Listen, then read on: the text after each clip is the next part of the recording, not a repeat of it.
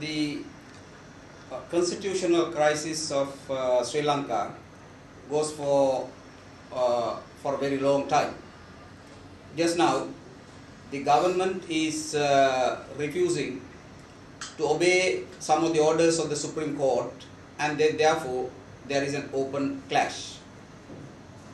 The history of this goes particularly back to 1978. When Sri Lanka became independent in 1948, it had a constitution that recognized the separation of powers. Also, in 1802, independence of judiciary was introduced, Supreme Court was introduced. So therefore, there is also about 200 years of a tradition of independence of judiciary. In 1978, the new government wanted executive president to have absolute power. One of the challenges was how to defeat the tradition of independence of judiciary, which is well entrenched in the country. Attempts were made, and even the first Chief Justice under this new regime rebelled against this. Thereafter, every regime has tried to suppress the judiciary, but it has only succeeded partially. In recent times, with the problems becoming ever more grave, people are turning to the Supreme Court and trying to get relief against the various forms of repression and increase of prices and things like that by the executive. The most recent judgment is when the Supreme Court gave order to the government to reduce the petrol prices. The government up to this point has not obeyed, and also openly called for some sort of action against the Supreme Court. The question is a very grave one. It is not just about any single issue.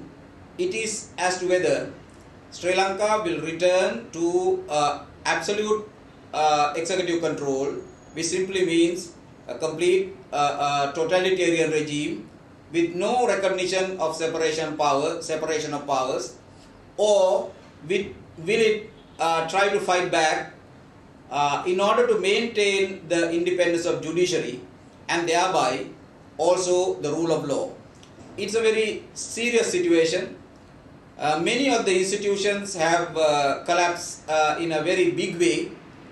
Confidence of the people on public institutions is very low.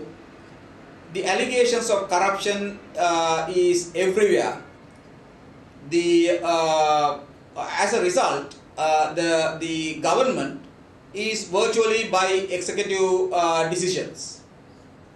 There is no space for public discourse because the journalists are either killed or harassed, and the newspapers are highly suppressed.